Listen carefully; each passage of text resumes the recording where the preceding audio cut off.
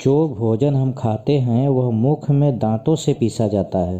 भोजन में पहला परिवर्तन यहाँ होता है। मुख में नीचे और ऊपर वाले मसूड़ों में एक प्रकार की ग्रंथियाँ या थैलियाँ होती हैं जिनके अंदर से एक प्रकार का गाढ़ा रस निकलता है, जिसको लार या सलाइवा कहते हैं। इसी लार में एक प्रकार का खार पदार्थ टाइलिन होता है, जो श्वेत सार को गेहूँ, दाल, चावल, आलू, केला आदि को आटे वाले पदार्थ को शक्कर में परिवर्तित कर देता है। इस कारण हमको चाहिए कि भोजन को इतनी देर तक चबाएं कि बिना शक्ति लगाए आप से आप गले की ओर भागे, रोकने पर भी न रुके।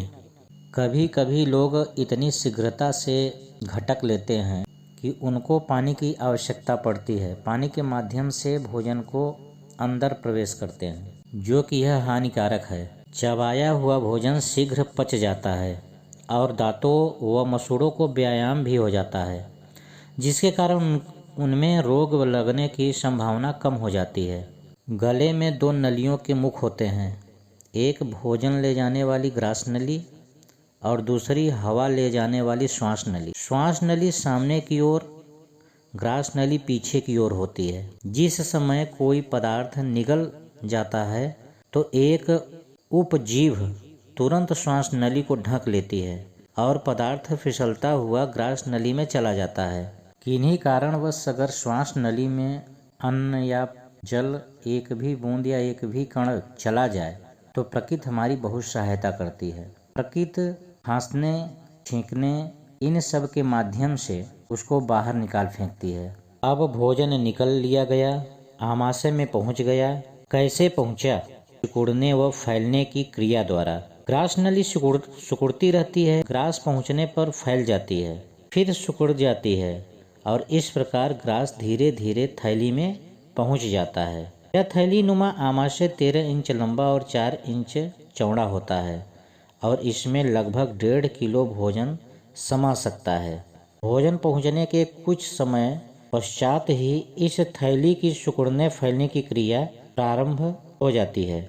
इस क्रिया द्वारा भोजन कभी इधर कभी उधर फिरता रहता है। आमाशय की दीवारों में एक प्रकार का रस निकलता है जो प्रोटीन, मांस, अंडा, दूध, दही, दाल इन सब को पेप्टीन में बदल देता है।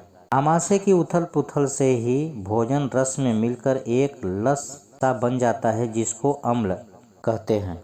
अब यहाँ दो बातों का ध्यान रखना है आपको। पहली, एक बार भोजन करने के पश्चात कम से कम 3 घंटे तक कोई चीज़ न खाएं, पेट में न डालें, क्योंकि जब आमाशय में उथल पुथल क्रिया जारी रहती है और आमाशय का रस भोजन को पचने योग्य बनाता रहता है, यही उस समय आपने कोई भी खाद्य या पेय पदार्थ आमाशय में डाला तो उसमें लार की खार, टाइलिन जिसे कहते हैं, वह मिल जाती है। खारी और खट्टे की दुश्मनी है।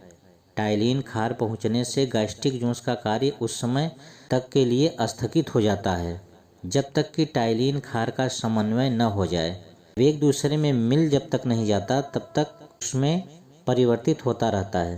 दूसरी बात, आमाशय को ठूस ठूस कर नहीं भरना चाहिए, यानी ठूस ठूस कर भोजन नहीं करना चाहिए। आमाशय अपनी उथल पुथल क्रिया प्रारंभ कर देती है, थैली सिकुड़ती और फैलती है। यदि थैली इतनी भरी है कि आमाशय को सिकुड़ने और फैलने की क्रिया करने में बाधा पड़े तो थैली के ऊपर का मुंह दबाव के कारण खुल जाता है और कुछ खट्टा खट्टा सा हमारे मुंह में आ जाता है। जब मनुष्य आधी रोटी की भूख रख कर भोजन करेगा तो रोगों से दूर रहेगा, अन्यथा दुखी जीवन व्यतीत करेगा, जिसका वह स्वयं जिम्मेदार होगा। अब हमारी बात को ध्यान से सुनिएगा।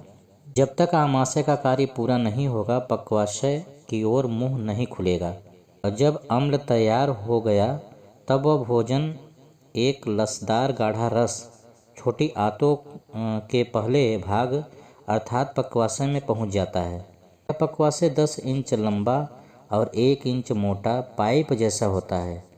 इस पाइप में 2 नलियां आकार मिलती हैं। एक नाली यकृत में मिली होती है। इसमें पित्ताशय गॉल ब्लैडर द्वारा एक पीला हट लिए हुए खारा व कड़वा रस आता है जिसको पित्त बाइल कहते हैं। पित्त वसा फैट को पाचन योग्य बनाता है। दूसरी नदी क्लोम ग्रंथि से हो आकर मिलती है।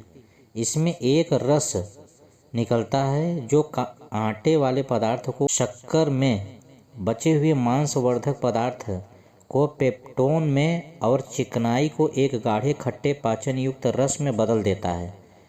क्लोम 7 इंच लंबा तथा 1.5 इंच चौड़ा होता है। नेक्स्ट वीडियो में आपको इसके आगे की जानकारी मिलेगी।